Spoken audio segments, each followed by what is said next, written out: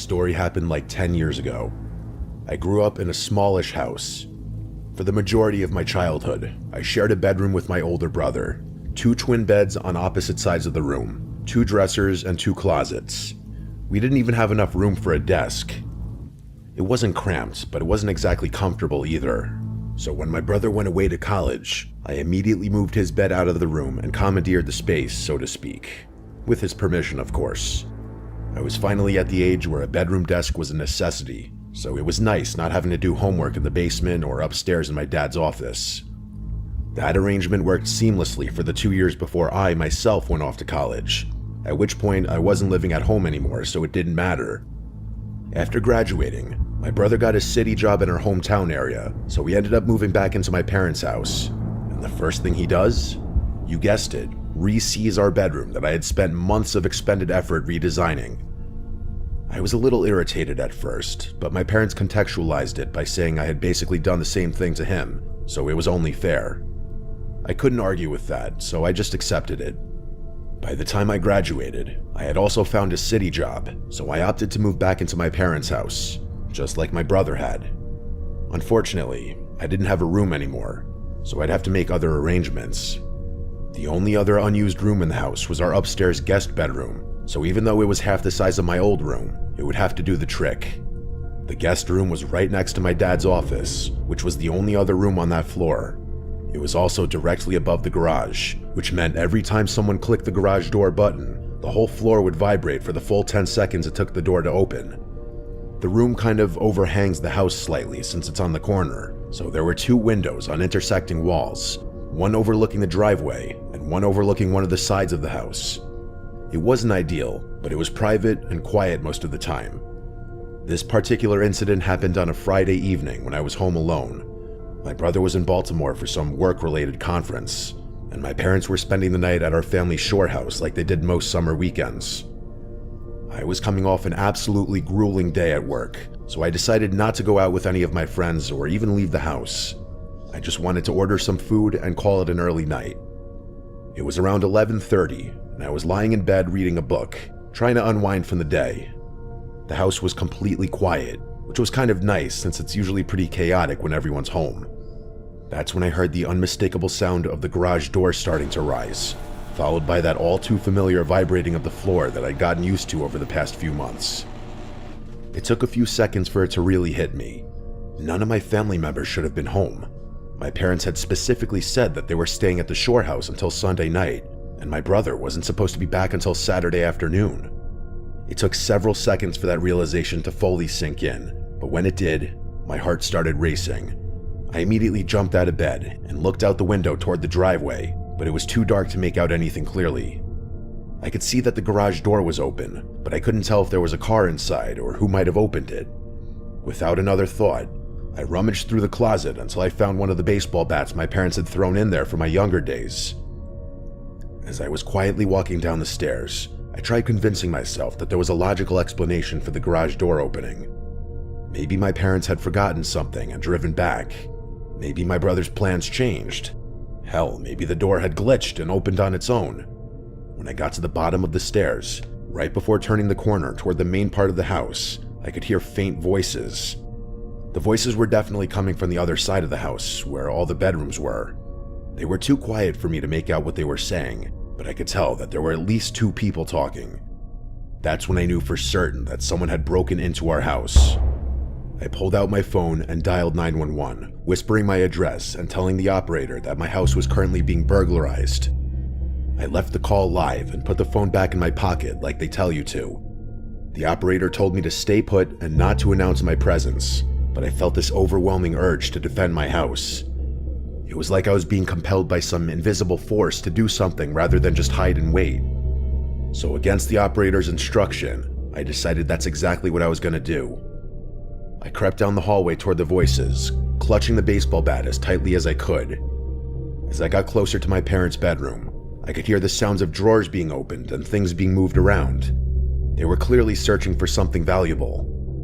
I took a deep breath, knowing that what I was about to do was probably stupid, but unable to stop myself. I started yelling as loudly as I could to catch them off guard, then charged into the room with the baseball bat raised above my head. There were two men rummaging through my mother's closet, and they both yelled out in shock when I burst through the door. I could tell they hadn't expected anyone to be home, let alone someone willing to fight back. That gave me confidence, despite the fact that I was outnumbered and they could have easily had weapons of their own. I swung the bat at the closer of the two men, connecting with his leg. He cursed and hobbled a few steps before falling over. I turned to the other one, but before I could get a clean swing at him, he dropped his shoulder and tackled me before I could react. The two of us hit the ground hard, and I immediately realized that this guy was significantly larger and stronger than me. He wrestled the bat out of my hands without much effort, then got his hands around my throat and started choking me. I was fighting for my life, clawing at his hands and trying to get him off of me, when I saw the first guy crawling towards us. He had something in his hand that looked like a knife, and in that moment, I realized I'd made a grave mistake by trying to play hero, a mistake that was going to cost me my life. I genuinely thought those might be the final moments of my life. I started accepting that I was going to die in my parents' bedroom, and all I could think about was how devastated my mom would be when she found out. But then, in the background, I heard the faint sound of police sirens approaching. The last thing I remember is the second guy picking up my baseball bat and swinging it at my head. Everything went black after that. When I woke up, someone was shaking me gently. I opened my eyes to see a police officer kneeling beside me, asking if I was okay. I was dazed and confused, and it took me several seconds to remember what had happened. I looked around the room and saw that the door connecting my parents' bedroom to the backyard was wide open. The intruders had clearly knocked me out and fled through the back when they heard the sirens. The officer told me to stay put and not to move too much in case I was concussed or had other injuries. I had a raging headache, but I was conscious and coherent, which seemed like a good sign.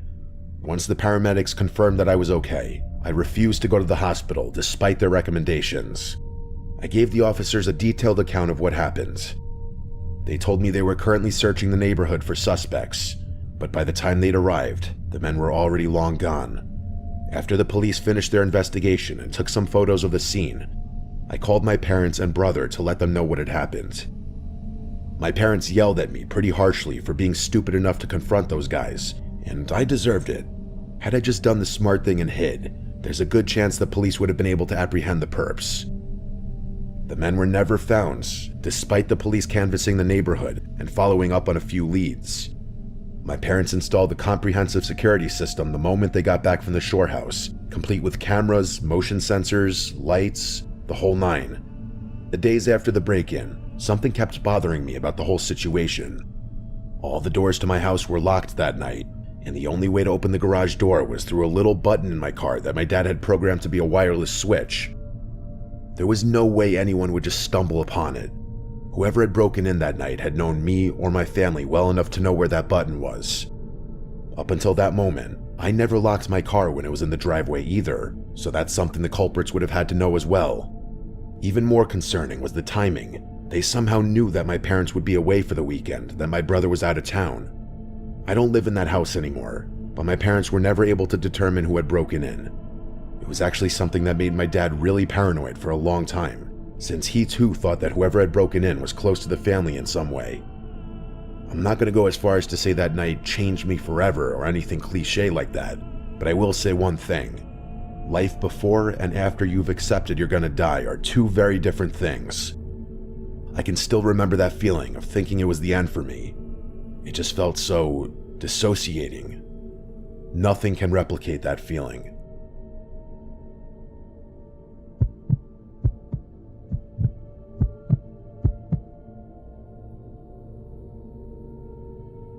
This happened about 6 months ago, and I'm still shaken up by how calculated and personal the whole thing was. I had recently moved back to my hometown to help care for my aging mother, who lives about 20 minutes away from me. I found this small duplex that was perfect for my situation, close enough to get to her quickly if needed, but far enough that I still had my own space and independence. My mom has been having some health issues lately. Nothing life-threatening, but she's had a few minor falls around the house, and she's stubborn about accepting help. I'd been trying to convince her to get one of those medical alert systems, but she insists she doesn't need one and that I'm just being overprotective. It's been a constant source of stress for me, especially knowing that she's alone most of the time. On this particular evening, I was just settling in for the night. It was around 9 p.m., and I was on the couch watching TV when my phone rang. The caller ID showed a local number that I didn't recognize, but since I was still relatively new to the area, I figured it might be important and answered. The woman on the other end identified herself as a nurse at a local emergency room. She said my mother had been brought in about an hour ago after taking a fall and hitting her head. According to her, my mom was conscious but asking for me, and they wanted to know if I could get to the hospital quickly. I was horrified. This was exactly the kind of call I'd been dreading since moving back,